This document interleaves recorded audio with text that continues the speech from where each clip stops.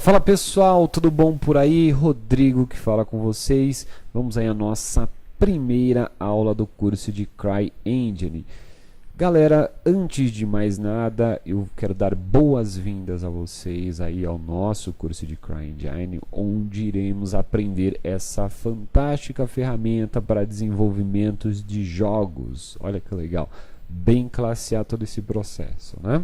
Bom, e não tem como eu começar um curso de motor de jogo sem pelo menos falar um pouco aí sobre o processo do desenvolvimento de jogos. Ele não é um curso, tá? Esse curso da gente agora é um curso aberto, tá? Ele não é um curso segmentado amplo para o desenvolvimento de jogos, está envolvendo aí todo o processo do início, meio e fim da concepção de um game. Ele é um curso voltado a CryEngine, tá? Ele é um curso para que você compreenda como funciona esse motor de jogo, tá? Para que você possa aplicar aí o projeto que você vai começar a desenvolver, tá certo? Então você pode utilizar várias outras engines para utilização aí da sua ideia, né? Colocar a sua ideia na prática em outras engines também, tá? Mas o nosso foco principal a priori é a CryEngine, tá certo? Então explicar um pouquinho aí para quem não entende desse processo de desenvolvimento de jogo. Ele não só envolve um motor de jogo, tá? Para esse processo, ou somente a concepção literal de um roteiro, ou somente a arte. Ele é um conjunto muito mais completo, tá certo? Bom, eu gosto de separar, tá?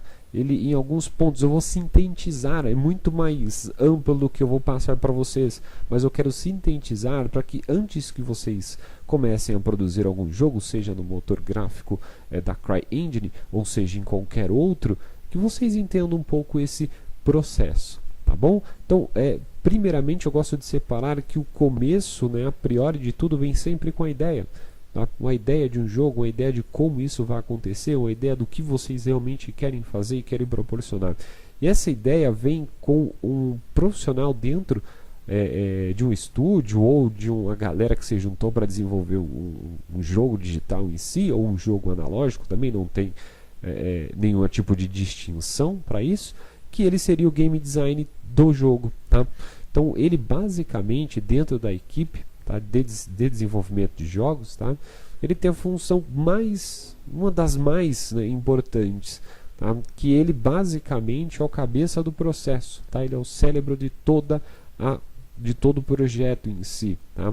Ele criará a ideia do jogo, tá, as intenções, o enredo, as regras do jogo, como todos os elementos que deverão existir dentro do jogo, tá. Então, ou seja, ele basicamente tem a ideia e faz a concepção da ideia completa, tá? Além disso, tá, eu gosto de separar também o game design do roteirista, tá? O cara que vai descrever ali no papel quase uma história de um livro dentro do que vai acontecer ali no jogo, das falas, do processo, tudo o que vai acontecer ali no modo escrito, tá? Então o roteirista também faz parte de todo esse processo, né? Tem a galera do concept art, ou só a pessoa do concept art, muitas vezes, né? Quando é uma equipe assim que se junta entre amigos para desenvolver um jogo. Então, a pessoa do concept art, ela vai desenvolver toda a arte do jogo baseada em 2D, tá? Então, a visão 2D do que será ali a cena do jogo, tá? Então, aí que entra para trabalhar junto com esse concept art o artista 3D, né, ou o animador em si, que ele faz o projeto completo, o modelagem do personagem, texturização do personagem, rig do personagem. Para quem não conhece, rig do personagem é basicamente inserir ossos no personagem, literalmente, tá? Numa linguagem não figurativa, literalmente, para que ganhe o movimento, para aí poder animar o personagem, tá? Então, esses dois eles podem trabalhar muito bem juntos, tá? Principalmente por termos de texturização, escolhas das cores, enfim, para que fidelize o máximo possível a concept art, né? Então, e Para alinhar todo esse processo, tá, a gente utiliza algo chamado GDD, tá, que é a documentação, tá, de todo o jogo. Tá? Documentação onde vai conter cada detalhe do jogo. Se cair uma folha da árvore em determinado ponto do jogo, ele tem que estar descrito no GDD. Hoje eles utilizam algumas formas diferentes para esse tipo de trabalho. Algumas empresas utilizam o PowerPoint, né, para conseguir segmentar um pouco melhor por partes em slides, né? Então, se o cara da Concept Art quer desenvolver alguma coisa, ele precisa das características do personagem, ele encontra as características no GDD. Isso, as características, ela compõe por completo, tá?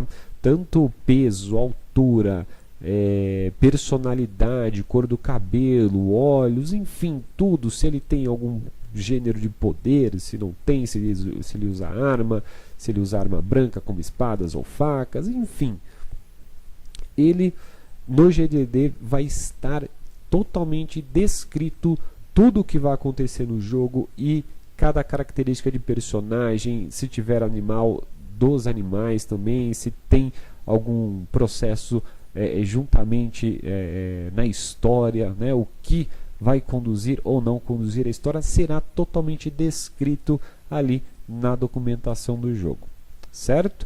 E ainda não para finalizar, a gente tem o cara da direção de arte, né, para que ele faça que aquele enredo todo que o game design lá atrás pensou e imaginou tem um sentido, tem um começo, tem um meio e tem um fim, que ele consiga construir uma trama legal nesse processo por completo, gerenciamento de cores, o que ele quer passar realmente no jogo, como vai funcionar todo esse processo. Então, eu estou sintetizando bem aqui todo esse dinamismo, tá? Existe mais ainda, existe o testador do jogo, existe um processo bem amplo, mas eu estou sintetizando para a gente não prolongar tanto nesse assunto, porque o nosso assunto afinal é a CryEngine, mas não poderia deixar de falar um pouquinho de desenvolvimento de jogo antes da gente começar esse treinamento, beleza? E por fim, tá?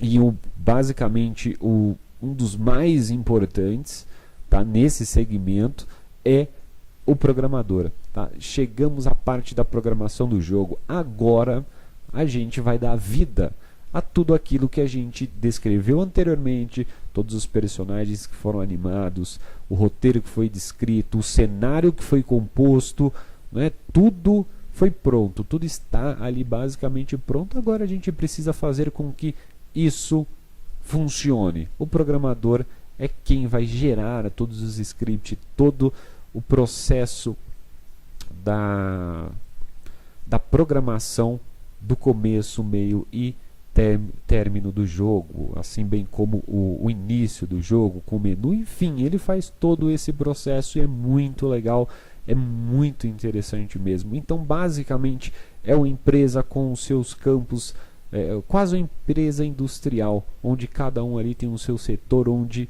no final o produto sai completo e pronto para o consumo. Beleza? Basicamente é o mesmo processo do jogo digital. Tá certo? Então, nessa apresentação, depois da apresentação, eu queria passar essa visão geral para vocês aí, de desenvolver jogos digitais, tá? Também funciona para jogos analógicos de tabuleiro, né? Então funciona também dessa mesma forma. Preocupe-se em se organizar antes de você começar a produzir um jogo digital, para você que ainda é iniciante. Para você que já está um pouquinho mais avançado nesse processo, tenha mais disciplina na sua organização, né? Porque a gente sabe como é o processo de desenvolvimento de jogos, é muito trabalhoso, né? A gente pensa que não vai dar trabalho e realmente dá muito trabalho a gente desenvolver jogos, mas é algo extremamente prazeroso. Beleza? Então vamos ficar por aqui nessa nossa visão geral de como funciona o processo de jogo. Na próxima aula eu já vou apresentar a CryEngine para vocês e alguns jogos produzidos por ela. Vou apresentar para vocês o que é o motor de jogo, né? Na verdade, o que é a CryEngine e o que é definitivamente o motor de jogo, como isso aconteceu e quando isso aconteceu.